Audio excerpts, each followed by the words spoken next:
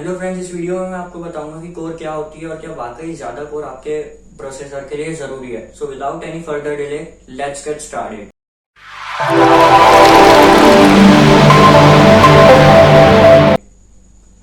तो ज्यादा कोर आपके प्रोसेसर के लिए जरूरी है, यानी इससे पहले अपन को ये समझना पड़ेगा कि कोर क्या होती है।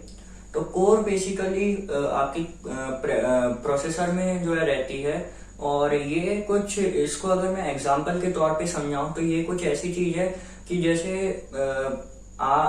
जैसे कोई दो फैमिली है, उन लोगों ने कहीं बाहर घूमने का प्रोग्राम बनाया और दो जो गाड़ियां हैं उन्होंने ली। एक गाड़ी है 2 व्हील ड्राइव, एक गाड़ी जो है वो है 4 व्हील ड्राइव। तो जो कोर है वो बेसिकली होती है single core, dual core, quad core, hexa core, octa core, Deka core. तो यहाँ पे जो कार है वो है 2 व्हील ड्राइव और 4 व्हील ड्राइव।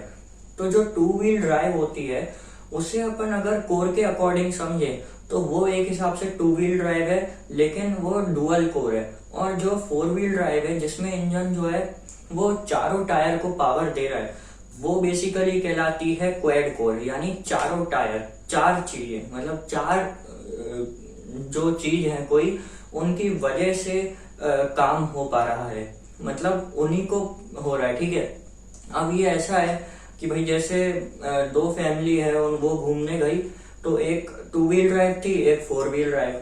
तो भाई वो कीचड़ में फंस गए।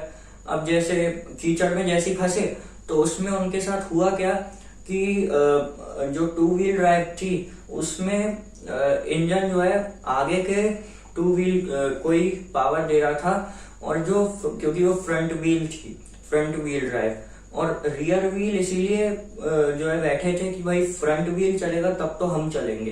तो इसमें जो है इंजन को ज्यादा ताकत लगानी पड़ेगी।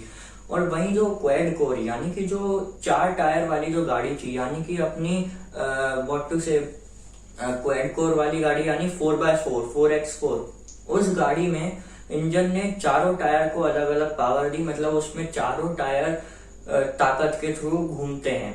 उसमें ऐसा नहीं है कि भाई फ्रंट व्हील के थ्रू रियर व्हील घूम रहा है या रियर व्हील के थ्रू फ्रंट व्हील घूम रहा है। उसमें चारों टायर को इंजन अलग अलग पावर देता है। तो ये कहलाती है 4x4।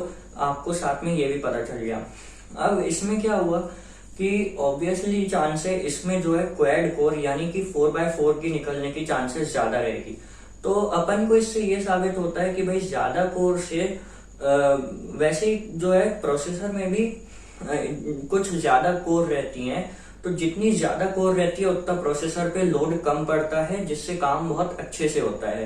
अब क्या होता है यहाँ पे कि जो बेसिकली एक और एग्जांपल से अगर मैं आपको समझाऊं तो उससे आपको ये समझ में आएगा कि जैसे मैं हूं तो मैं हूँगा डुअल कोर, क्योंकि मेरे पास दो हाथ हैं, कुछ काम करने के लिए, कुछ एक्सप्लेन करने के लिए।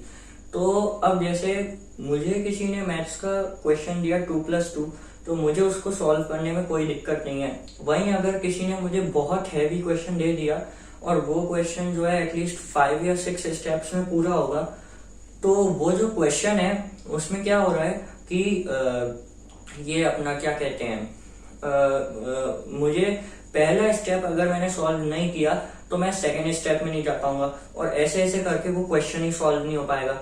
फिर इस सिचुएशन में मेरे पास चाहे सिंगल कोर हो या डुअल कोर हो या फिर बहुत सारे कोर हो, तो ये मैटर नहीं करेगा। तो इसी तरह जो है, मतलब ज्यादा कोर मतलब अच्छा नहीं होता, मतलब ठीक ठाक रहता है। आप ये नहीं कह सकते कि ज्यादा कोर है तो मतलब ज्यादा टास्क परफॉर्म हो पाएंगे।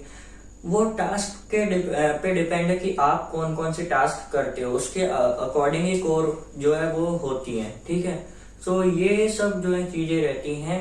सो thank you for watching this video. Please like the video and subscribe to my channel. Thank you.